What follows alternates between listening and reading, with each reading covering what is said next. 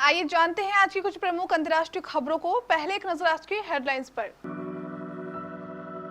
8 साल के बाद पूर्ण जन्म की यादें लेकर अपने घर पहुंचा लड़का, मौत का कारण बताए तो छल के मां बाप के आंसू। ट्रैफिक पुलिस की जानलेवा कार्रवाई, सड़क किनारे खड़ी बाइक को क्रेन ने सवार सहित उठाया, हवा में लटका व्यक्ति छोड़ने की गुहार लगाता रहा। महाराष्ट्र में दर्दनाक हादसा, लोहे के सरिये से भरा ट्रक पलटने से 13 मजदूरों की मौत, 3 गंभीर। मध्य प्रदेश के खरगोन के रहने वाले थे सभी मृतक। रेडियो टीवी अफगानिस्तान में तालिबान ने नहीं दी महिलाओं को काम करने की इजाजत। हमसे दोस्ती करोगे, तालिबान ने रात जमाते ही भारत को भेजा था संदेश, बंद ना करो दूतावास, हमसे कोई खतरा नहीं। पांपोर मुठभेड़ में हिजबुल मुजाहिदीन के दोनों आतंकी ढेर, सर्च ऑपरेशन जारी। कंधार और हेरात में बंद भारतीय दूतावासों पर ताला तोड़ घुसे थे तालिबानी, अलमारी से खंगाले थे कागजात। मौसम, हिमाचल में 2 दिन भारी बारिश का अलर्ट, 5 जिलों में बाढ़ का खतरा। अक्षय कुमार की बेल बॉटम ने की सिनेमा घरों में धमाकेदार शुरुआत। लॉर्ड्स टेस्ट में खेलने वाले थे रविचंद्रन अश्विन, इस वजह से अंतिम समय में टीम में हुआ बदलाव। उत्तर प्रदेश के मैनपुरी जिले में पूर्ण जन्म का अजीबोगरीब मामला सामने आया है।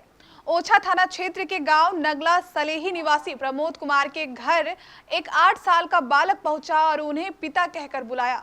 प्रमोद पहले तो कुछ समझ नहीं पाया, लेकिन जब बालक ने बताया कि नहाते वक्त उसकी नहर में डूबकर मौत हो गई थी, इतना सुनते ही प्रमोद और उनकी पत्नी ने बालक को गले लगा लिया और उनकी आंखें छलक आई। दरअसल मैनपुरी जिले के ग्राम नगला सलेही के प्रमोद कुमार श्रीवास्तव का 13 साल का बेटा रोहित कुमार की 8 साल पहले मौत हो गई थी। गांव के पास से निकली कानपुर ब्रांच की नहर में नहाते वक्त रोहित की डूबने से मौत हो गई थी। प्रमोद कुमार के 2 ही बच्चे थे, एक लड़का एक लड़की, जिसमें रोहित की मौत हो चुकी थी। प्रमोद और उनकी पत्नी उषा देवी अपनी बेटी कोमल के सहारे ही अपना जिंदगी जी रहे थे। रोहित की मौत के 8 साल के बाद पास के ही गांव नगला अमर सिंह के रहने वाले राम नरेश संखवार का बेटा चंद्रवीर उर्फ छोटू ने दावा किया है कि वह रोहित ही है और उसका पूर्ण जन्म हुआ है। पुणे के नानापेट इलाके से एक बेहद हैरान करने वाला मामला सामने आया है। यहां सड़क किनारे खड़ी एक बाइक को सवार के साथ ट्रैफिक डिपार्टमेंट के लोग टॉइंग कर ले गए। गुरुवार शाम 5 बजे हुई इस घटना की शुक्रवार को तस्वीरें सामने आने के बाद ट्रैफिक डिपार्टमेंट के अधिकारियों ने मामले की जांच का आदेश दिया है। हालांकि ट्रैफिक डिपार्टमेंट ने बताया कि बाइक नो पार्किंग जोन में खड़ी थी और टॉइंग के दौरान बाइक सवार जानबूझकर उस पर बैठ गया। इस घटना की तस्वीरें सोशल मीडिया में सामने आने के बाद अब लोग ट्रैफिक डिपार्टमेंट के काम करने के तरीके पर नाराजगी जता रहे हैं। जिस दौरान बाइक सवार को ट्रैफिक डिपार्टमेंट के लोग उठा रहे थे, वह कह रहा था, सर मेरी बाइक नो पार्किंग में नहीं है, मैं 2 मिनट के लिए सड़क के किनारे खड़ा हुआ था, मैंने अपनी बाइक पार्क नहीं की है, मैं तुरंत निकल रहा हूं, कृपया मेरे खिलाफ कार्रवाई ना करें। आरोप यह है कि इतना कहने के बावजूद ट्रैफिक डिपार्टमेंट के लोग नहीं माने और व्यक्ति को बाइक के साथ उठा लिया। महाराष्ट्र के बुल्ढाना में लोहे के सरिये से भरा ट्रक पलटने से 13 लोगों की मौत हो गई है। बुल्ढाना के सिंह खड़ेजा में शुक्रवार की दोपहर को 2 बजे जब यह ट्रक पलटा तो उस पर कुल 16 लोग सवार थे। हादसे में जिंदा बचे 3 लोगों की हालत गंभीर है, उन्हें जालना के जिला अस्पताल में भर्ती कराया गया है। हादसे में जिंदा बचे लोगों में एक 5 साल की बच्ची शामिल है। सभी मृतक मध्य प्रदेश के खरगोन के रहने वाले थे, जो हाईवे पर मजदूरी करने के लिए महाराष्ट्र आए थे। जिस हाईवे पर हादसा हुआ उसका नाम हिंदू हृदय सम्राट बाला साहेब स्मृति है। पुलिस के मुताबिक हाईवे के थाड़े गांव दसर बीड सेक्शन से गुजरते वक्त ट्रक की रफ्तार तेज थी और उस पर लोड भी ज्यादा था, इसलिए वह बेकाबू होकर पलट गया। ट्रक पलटने के बाद सरिये के नीचे दबने से 8 लोगों ने मौके पर ही दम तोड़ दिया, जबकि 5 लोगों की इलाज के दौरान मौत हो गई। अफगानिस्तान पर कब्जे के बाद तालिबान जिस तरह की बातें कह रहा था, अब उसकी हकीकत भी सामने आने लगी है। तालिबान का क्रूर चेहरा एक बार फिर धीरे ही सही लेकिन दुनिया को देखने को मिल रहा है। 2 दिन पहले ही एक वीडियो फुटेज में एक व्यक्ति को सरेआम फांसी देते हुए दिखाया गया था। निहत्थे अफगानियों पर भी तालिबान ने एक दिन पहले गोली चलाई थी। महिलाओं को लेकर जिस तरह के बयान तालिबान दे रहा था, अब उसकी भी कलई खुल गई है। आपको बता दें कि तालिबान ने कहा था कि महिलाएं पहले की तरह अपना काम कर सकती है। उसने ये भी कहा था कि वो महिलाओं का अपनी सरकार में स्वागत करेगा, लेकिन अब ये बातें झूठी साबित हो रही है। शबनम खान दावरान ने इसकी जिक्र राइटर्स से हुई बातचीत के दौरान किया है।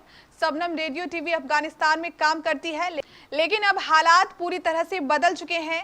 काबुल पर तालिबान के कब्जे के बाद जब वो अपने काम पर वापस गई तो उन्हें वहां मौजूद तालिबानी आतंकियों ने अंदर नहीं जाने दिया।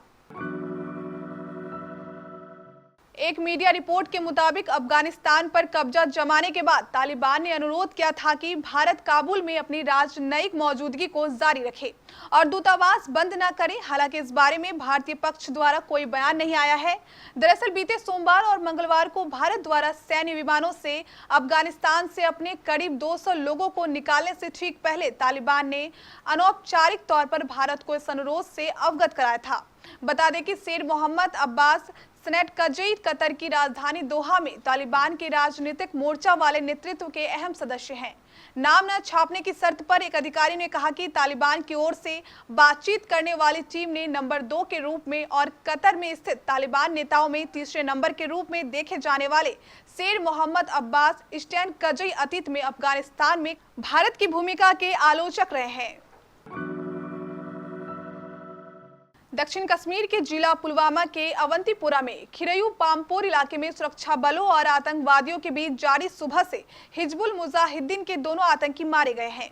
सुरक्षा बलों ने इलाके में और आतंकियों की मौजूदगी की आशंका के चलते फिलहाल सर्च ऑपरेशन चलाया हुआ है। मारे गए आतंकियों की फिलहाल पहचान जाहिर नहीं की गई है, परंतु स्थानीय सूत्रों के मुताबिक वे दोनों स्थानीय बताए जा रहे हैं। दोनों आतंकियों के शवों को अपने कब्जे में लेते हुए सुरक्षा बलों ने मुठभेड़ स्थल से हथियार व गोला बारूद भी बरामद किए हैं। पुलिस का कहना है कि मुठभेड़ के दौरान आतंकियों को आत्मसमर्पण करने के लिए कहा गया था, परंतु उन्होंने इससे इनकार करते हुए सुरक्षा बलों पर गोलीबारी जारी रखी। आईजीपी कश्मीर विजय कुमार ने दोनों आतंकियों के मारे जाने की पुष्टि करते हुए कहा कि मारे गए आतंकवादियों में से एक की पहचान मुसेब मुश्ताक निवासी खिरयू के रूप में हुई है। बीते कुछ समय से जारी खूनी संघर्ष के बाद अफगानिस्तान में तालिबान का कब्जा हो गया है। अब तालिबान घर घर जाकर उन अफगानी सैनिकों अफसरों की तलाशी कर रहा है जिन्होंने सरकारी इंटेलिजेंस एजेंसी के लिए काम किया या फिर अमेरिका के लिए। इस बीच सबसे चौंकाने वाली खबर ये सामने आई है कि तालिबान के लड़ाके बुधवार को कंधार और हेरात में बंद पड़े भारतीय वाणिज्य दूतावास भी पहुंचे थे और तलाशी ली थी। काबुल से मिली रिपोर्ट के मुताबिक तालिबानियों ने कुछ जरूरी कागजात के लिए कंधार में अलमारी की तलाशी ली और दोनों दूतावासों पर मौजूद कार भी उठाकर ले गए। हालांकि जलालाबाद में भारतीय वाणिज्य दूतावास और काबुल में मिशन के साथ क्या हो रहा है, इसकी जानकारी नहीं मिल पाई है। हिमाचल प्रदेश में 2 दिन भारी बारिश का अलर्ट जारी किया गया है। एक मीडिया रिपोर्ट के अनुसार प्रदेश के मैदानी व मध्य पर्वतीय भागों में 20 और 21 अगस्त को भारी बारिश की संभावना है। इन भागों में 23 अगस्त तक येलो अलर्ट जारी किया गया है। प्रदेश भर में 26 अगस्त तक मौसम खराब रहने का पूर्वानुमान है। प्रदेश की राजधानी शिमला में बीती रात झमाझम बारिश हुई और शुक्रवार सुबह से मौसम खराब बना हुआ है। गुरुवार रात से शुक्रवार सुबह 8:30 बजे तक शिमला में 30.0 मिलीमीटर, सुंदरनगर 95.8, पांवटा साहिब 81.4, धर्मशाला 24.4, नाहन 29.6, सोलन 27.6, कांगड़ा 25.1, मंडी 35.3, डलहौजी 21.0, कुफरी 30.0 और जुबरहट्टी में 25.2 मिलीमीटर बारिश दर्ज की गई है। अक्षय कुमार ने अपने एक्शन थ्रिलर बेल बॉटम के साथ बड़े पर्दे पर वापसी की है। लगभग 18 महीने पहले अक्षय की गुड न्यूज सिनेमा में रिलीज हुई थी। बेल बॉटम को भारत में लगभग 1500 स्क्रीन पर 4500 से अधिक शो के साथ रिलीज किया गया है। हालांकि कोविड-19 महामारी के कारण अधिकांश स्थानों पर 50% की ऑक्यूपेंसी ही मिली है। एक मीडिया रिपोर्ट के अनुसार बेल बॉटम पहले दिन 3 करोड़ के आंकड़ों को पार नहीं कर पाई।